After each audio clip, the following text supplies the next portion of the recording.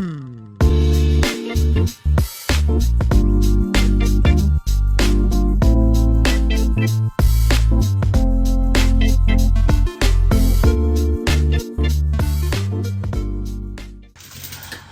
welcome once again to my YouTube channel. Nkomeza gushimira abantu bakoze subscribe kandi nkomeza kubararika gukora subscribe namwe mutarayikora. So muri video y'uyu munsi rero ngiye kubigisha uburyo ushobora kwikorera ubushera wibereye uwawe mu rugo mu gikoni. Haga ari ibintu bigoye, ni ibintu byoroshye. Ukiri ukore wowe urankurikira hanyuma tugendane step by step hereka uburyo uzajya wikorera ubushera wibereye mu rugo. So rero ni muze turebe uburyo uzajya utegura ubushera. Tugiye kubutegura ariko ndakenera kubanza kwambara itaburiya kuko muri kubona ko maze kwitegura ngiye kujya ku kazi, ntabwo nshaka kwiyambuza. So rero bino tugiye mu gikoni nkereka uburyo bakora ubushera.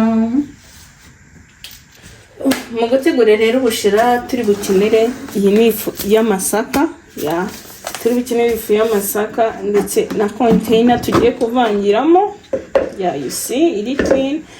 Turi bukoreshe na ginger bag.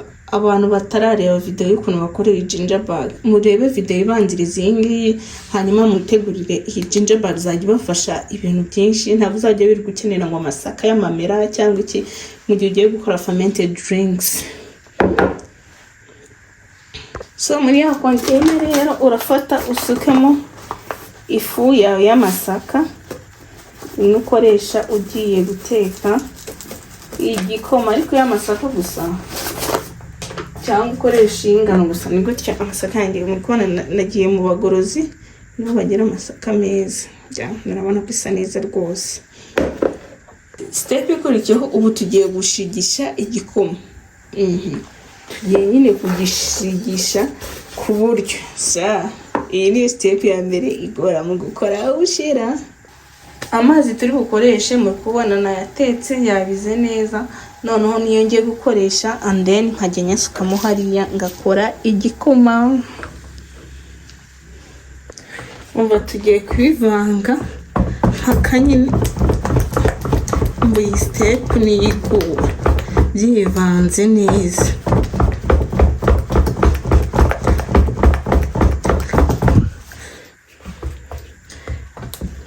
Ni kamera nk'umuntu uri gushigisha igikoma.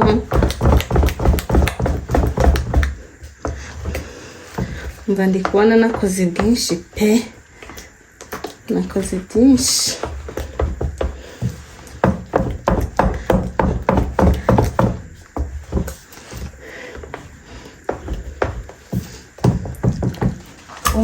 Aka kazi gasaba imbaraga uzajya uba wariye.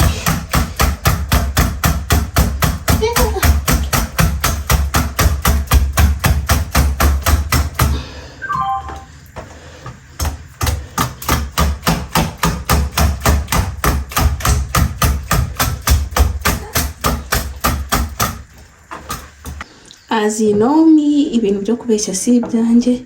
Birangiye nkoresheje hand blender imfasha gukoramo bya bitirimo. Niba utayifite rwose uzihangana usonge mpaka nyine bishizemo.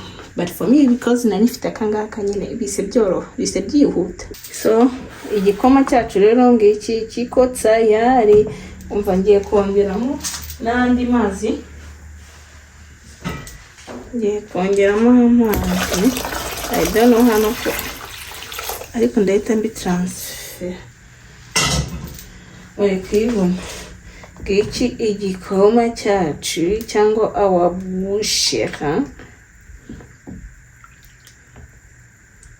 Uri kubona? So ubundi mwamereza amanota ngahe. And then ngiye gutegereza ko ubu bushera buri buhora. Ngiye gutegereza ko buhora and then bushyire muri fermentation jar. This one narababwiye ngo muzigure but I don't know why. Muri Tedemiri hose zirahari. You need this one niba ukeneye ibintu byo gufermenta. So iki nicyo gihe tugiye gufata container yacu nkuko nayiberetse and then sukamo iki gikoma. Rero hano tugeze ubushera bwawe ushatse ubishyiremo isukari cyangwa ubuki, ushyiramo isukari nkeya cyangwa ubuki and then waniza ukabishyira muri iyo container yawe. Hari n'igihe iyo container yawe ari nini bakoreyemo ushaka kuyifermentiramo, ariko ngiye kubera ko iyi ngiyi nakureyemo ari ntoya, that's why na bishyize muri fermentation jar. Ikindi kintu nababwira, ubushera ni fermented porridge, ni igikoma nyine bafata bagafermenta for like 12 to 24 hours and then you got it, ukaba ufite ubushera bwawe. You see, umaze cleaninga n'ibyo bindi byari bimenetse, nuko nkuko bimeze. Umva niba ukiraho utaragera iyi fermentation jar, utarayifite ushaka gukoresha anyway indobo isanzwe nziza wogeje neza ukayisteriliza.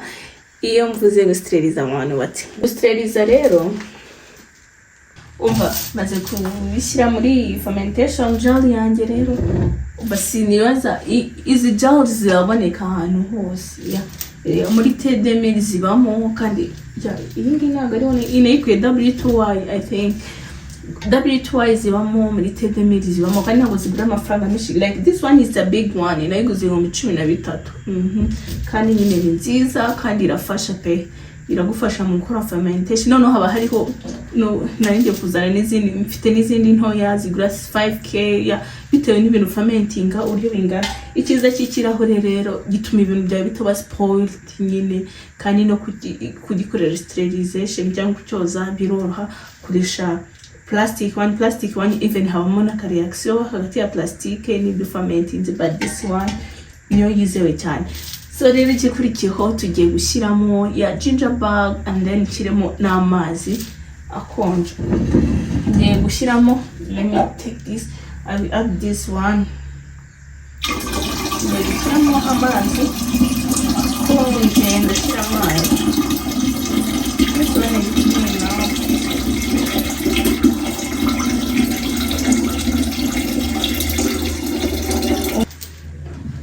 So maze gushyiramo rero amazi akonje,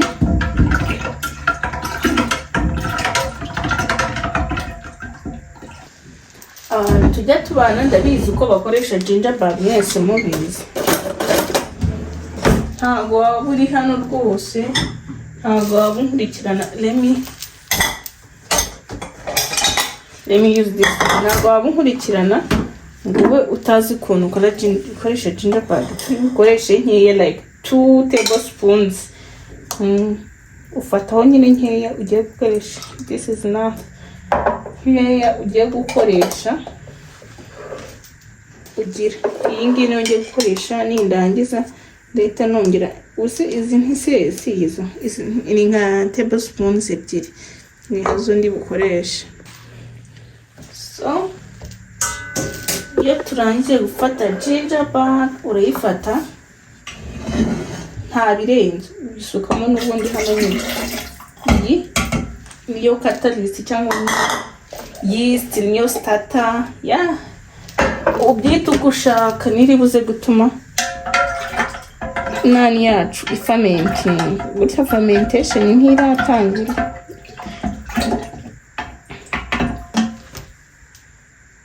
The smell, biri guhumura neza, sinzi ko nabibabwira. And then if many mushaka kugira ngo ni faking, I'm not faking guys. Ngubu ubushera bwacu bumaze kuba tayari, ivi buko tayari. Noneho urabufata ukabupfundikira and then ukabutereka ahantu hadakonje for between 12 na 24 hours and then ubushera bwawe bukabaye tayari. Utegereza ko ubushera bwawe buhora, bwamara guhora ukabushyira ahantu hadakonje cyane cyangwa bidashyushye cyane and then ukabureka bukamara amasaha 12 cyangwa 28 and then bagapfundikira kaza kubira nyine kuko hariho agafuye hejuru. But for me ndikumva ntari buyashyireho because ntabwo nshaka ko humvikanishamo akantu, ariko let's make it. Ndikumva mpamvu tugiye kubika ubushera amasaha hagati y'amasaha 12 n'amasaha 28. Turaza kuza kureba uko buraba bumeze. Ngana koze bwinshi pe. Umuntu ubushaka nyandikire uri bubone video ariko uyu munsi kuko ntago nyene nabumarana uwo turi buhure wese nanye namubwira ati nakoze ubushera mvubahe. So today is the next day. Ongo ubushera bwanjye hasize amasaha 28 ngiye kubereka uko bimeze. So muze mbereke rero muri kubona rero bwarabize ariko reka mbereke muri kubibona bwarabize ni nta gupfundura sorry but let me show you inside. So fana uko umeze bwarabize umva buri guhumura neza sinzi ko nayo babwira yeah katusugongere numve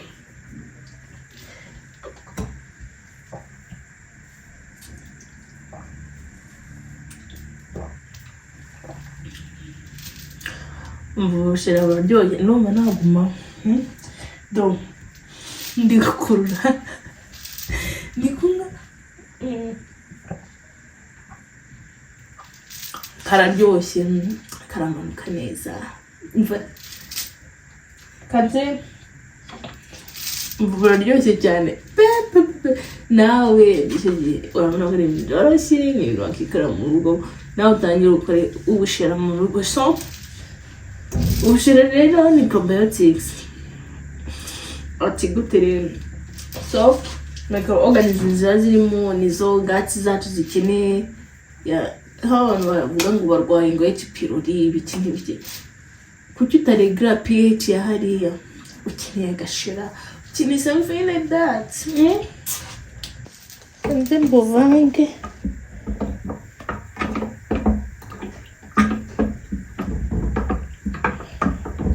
lakini hivi ulishakuwa tayari. Wow. Ubushera rero bugira health benefits zigiye zitandukanye hamwe kuba bwa supporting immunity system ukavuga gufasha muri digestion yawe ndetse ikindi ubushera nyine muri terms of hydration nabwo burafasha kandi mbabwira yuko ibintu biri fermented akenshi umubiri wacu bikeneye kugira uregire pH cyane cyane yo mu gifu.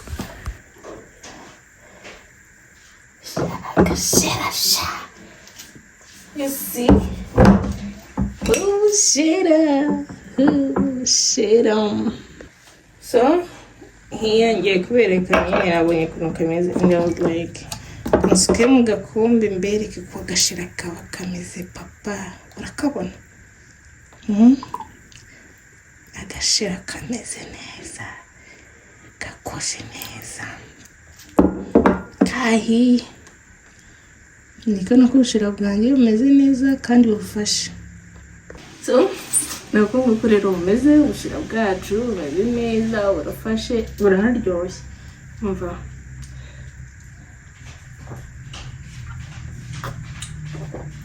buryoshye kubi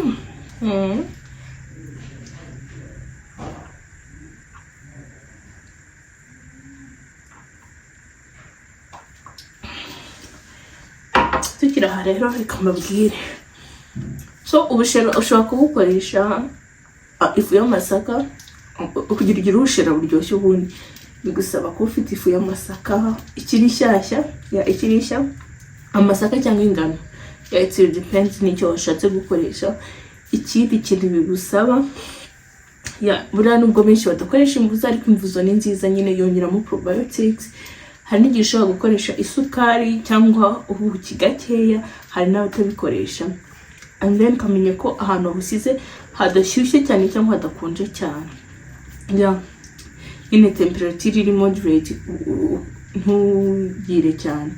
Noneho ikindi kintu rero nababwira ubushera buroroha kubukora nawe wabwikorera mu rugo. Niba urebye video rero ukabona ari ikigufashije ukabona hari icyo wize ndagusabye ngo ukande subscribe hanyuma tujye tubana. Ariko muri kubona ukuntu ubushera bwanjye bumeze mva bumeze neza cyane buraryoshye sinzi ko nababwira.